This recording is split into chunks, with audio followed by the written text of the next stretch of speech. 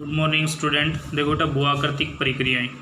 अब भू-आकृतिक प्रक्रियाओं के प्रकार दो प्रकार दे रखे हैं, अंतर्जनित प्रक्रिया और बहिर्जनित प्रक्रिया। अंतर्जनित पृथ्वी के अंदर जो होने वाले हलचल हैं, जैसे भूकंप वगैरह से, ठीक है, पर्वत पठार आदि का निर्माण जो होता है, ठीक है, वो होते हैं अंतर्जनित। बहिर्जनित जो पर्वत पठार जो इनका निर्माण हो चुका, ठीक है, उनके अंदर कुछ एक विषमताएं आती हैं।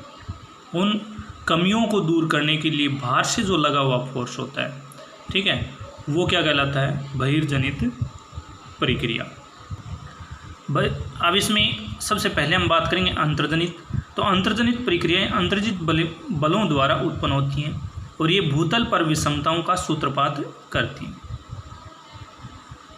बहिर्जनित प्रक्रियाएं बहिर्जनित बलों द्वारा उत्पन्न होती हैं और ये उन विषमताओं को दूर करने में सतत प्रयत्नशील रहती हैं। इस प्रकार हमारी पृथ्वी भू-आकृतिक प्रक्रियाओं के दो विरोधात्मक वर्गों में एक खेल का मैदान है। दो विरोधात्मक जो खेल वर्ग हैं, खेलों के वर्ग, उनका एक मैदान है, ठीक है, के रूप में इसे बोला गया है। क्योंकि इसमें जो क्रियाएं होती रहती हैं, ठीक है, उनमें फिर परिवर्तन होते रहते हैं। जैसे मैंने पीछे जो लेसन पढ़ाया था महासागरीय महाद्वीपों के बारे में, तो उसमें जो महाद्वीप थे वो पेंजिया के रूप में थे, पहले एक जगह एकत्रित, ठीक है, वो भूमि का जो हिस्सा था वो सारा एक जगह एकत्रित था। मगर जैसे जैसे प्लेट विवर्तनिकों के कारण इनकी जो गतियां थी, प्लेटों की गतियों के कारण वो एक दूसरे से दूर होते चले गए और किसका निर्माण हुआ? महाद्वीपों का। अब हम बात करेंगे अंतर्जनित प्रक्रियाएं।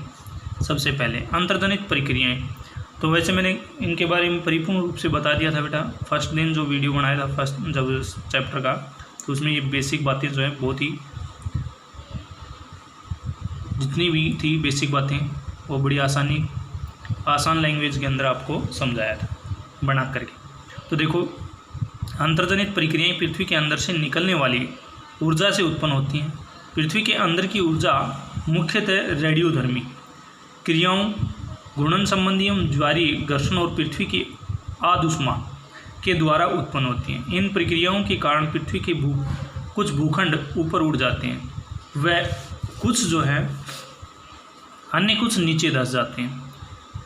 इन प्रक्रियाओं में पर्वत, पठार और मैदान आदि का निर्माण होता है। भूतापीय प्रवणता और अंदर से निकली जो उष्मा प्रवाह से प्राप्त ऊर्जा के कारण कई ज्वालामुखी विस्फोट होते हैं और कहीं पृथ्वी का कंपन होने लगता है। पृथ्वी की जो कंपन गति, जिसे हम भूकंप बोलते हैं भी, ठीक है, ज्वालामुखी विस्फोट तो बाहर आ गया, गैस वगैरह, लावा वगैरह जो भी है, मैग्मा, ठीक है, मगर काफ़ी बार जो है पृथ्वी के अंदर ही विस्फोट होते रहते हैं, जिससे जो है भूकंप आते हैं।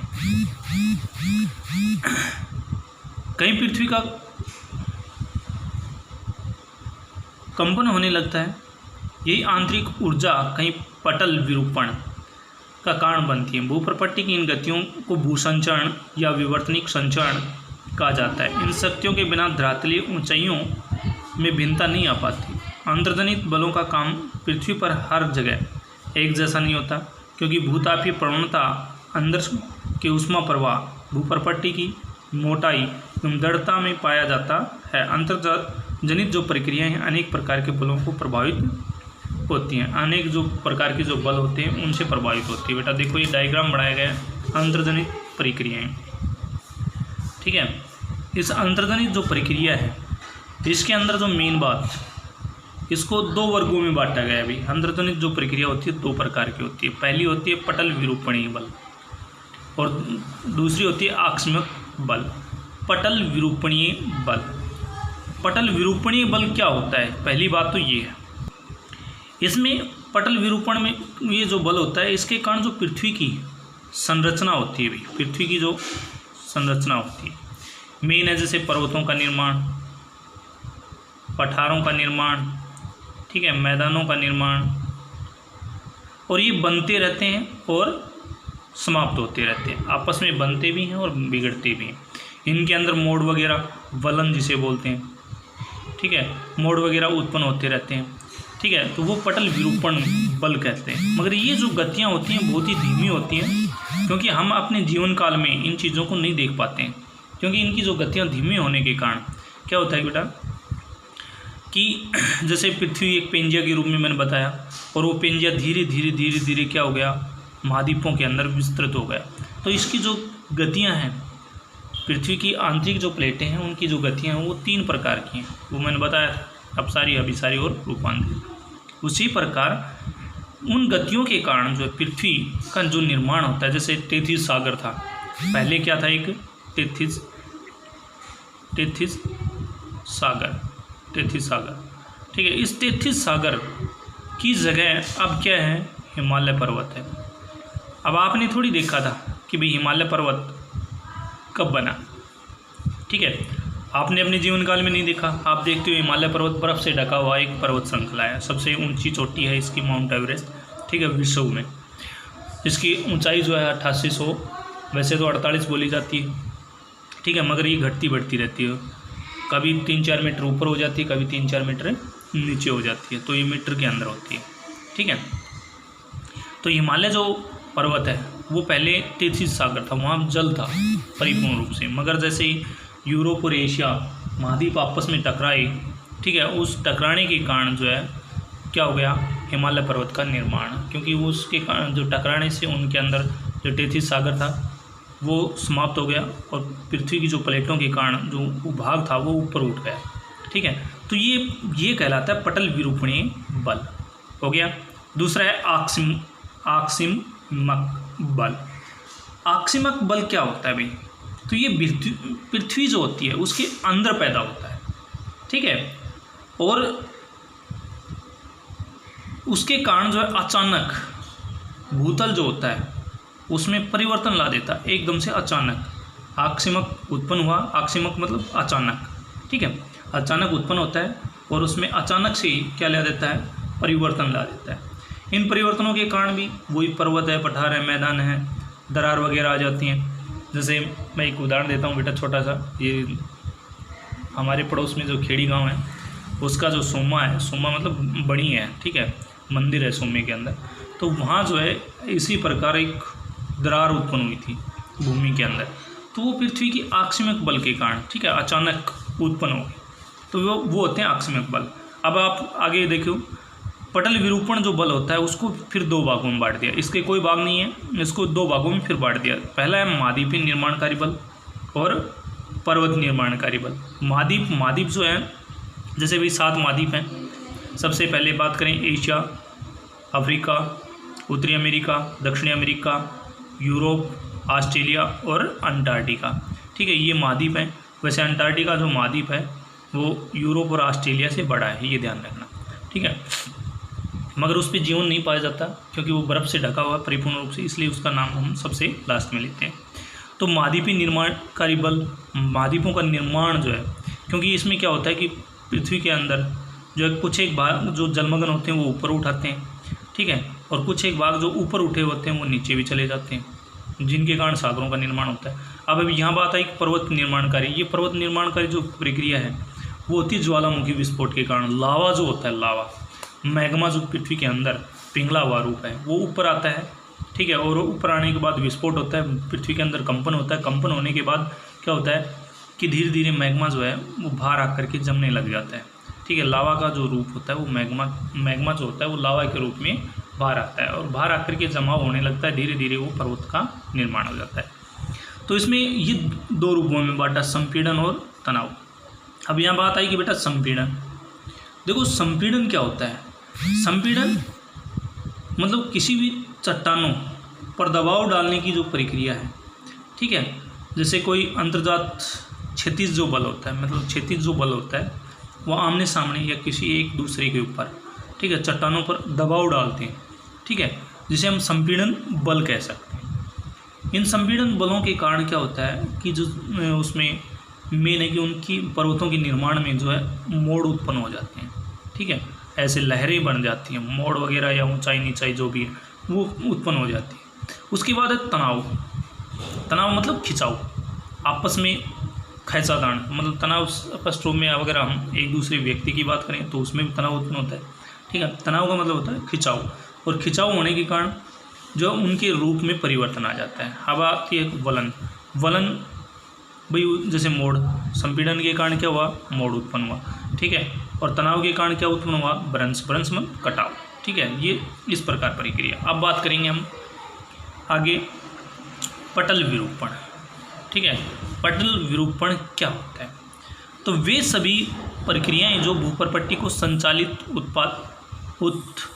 उत्थापित अथवा निर्मित करती हैं, पटल विरूपण के अंतर्गत आती हैं।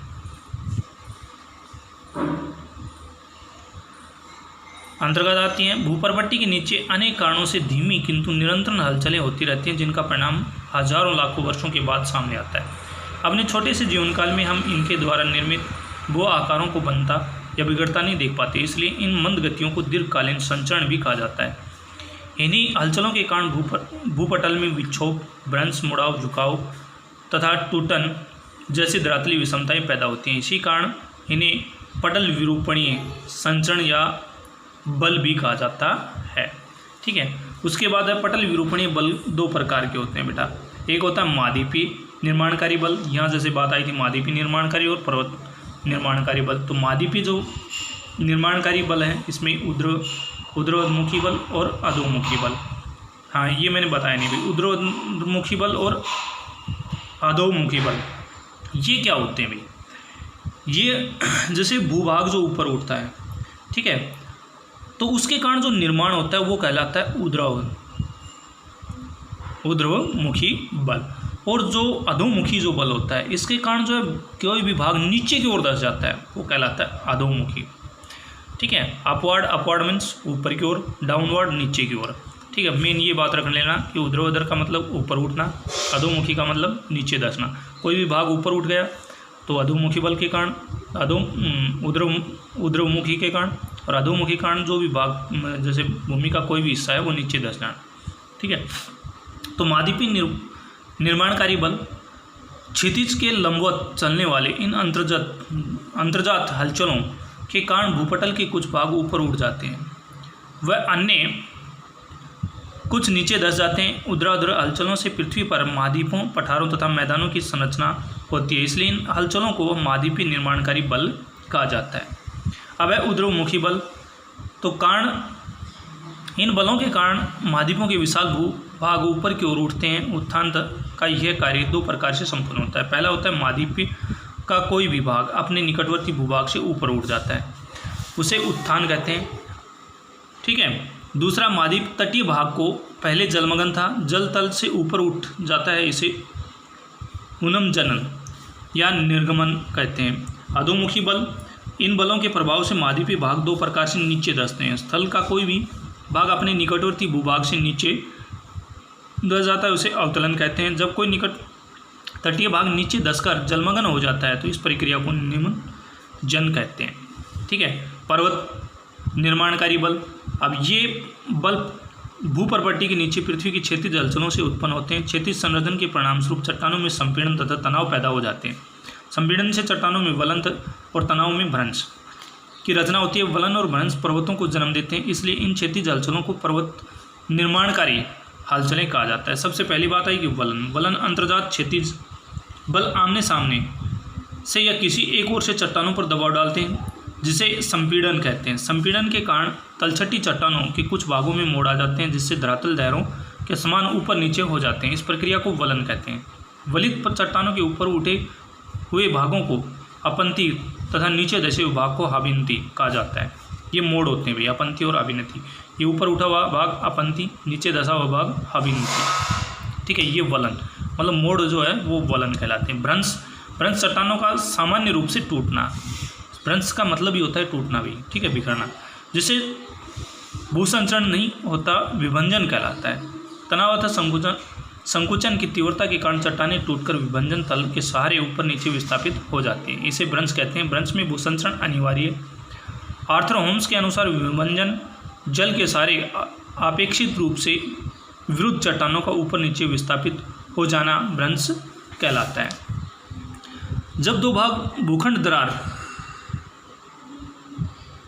पड़ जाने के कारण एक दूसरे की विपरीत दिशा में गतिशील हो जाते हैं तो इसे सामान्य भ्रंश कहते हैं। यदि दरार के कारण चट्टानों के खंड आमने सामने खिसकते हैं तो इस प्रकार के बने भ्रंश को व्युत्क्रम भ्रंश कहते हैं। व्युत्क्रम भ्रंश की रचना मुख्य रूप से क्षैतिज संचरण द्वारा उत्पन्न संपीड़न द्वारा होती है, इसलिए इसे संपीड़नात्मक भ्रंश भी कहते हैं। भूपटल पर जहाँ भी भ्रंश पड़ते हैं वे पृथ्वी के कमज़ोर स्थल होते हैं। मतलब जो भ्रंश पड़ते हैं, ठीक है, भ्रंश के कारण मतलब कटाव, टूटना, ठीक है, वो जब सब होते हैं तो वो कमज़ोर स्थिति के कारण होते हैं, जैसे तनाव, ठीक है, इस प्रकार संपीड़न, इस प्रकार, ठीक है, व्युत्क्रम भ्रंश, सामान्य भ्रंश, ठीक है।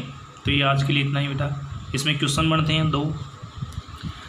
तो सबसे पहला क्वेश्चन है कि भू आकृतिक प्रक्रियाओं के कारण भू आकृतिक प्रक्रियाओं के प्रकारों का संक्षिप्त वर्णन कीजिए। ठीक है, 2 प्रकार हैं, उसमें सबसे पहला अंतर्जनित प्रक्रिया। तो आज हमने आपको सिर्फ अंतर्जनित प्रक्रिया पढ़ाई है, इसको अच्छे से याद करना और फिर नोटबुक के अंदर साफ साफ राइटिंग में लिखना भी है। ठीक है, आज का यही होमवर्क है अभी आप